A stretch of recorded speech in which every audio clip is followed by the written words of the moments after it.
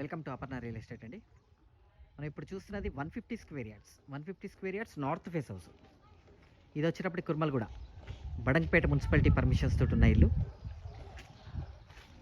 దీంట్లో చక్కగా 30 feet roads, 3 phase power line, ఒక మంచి ఏరియాలో ఉన్న ఇల్లు.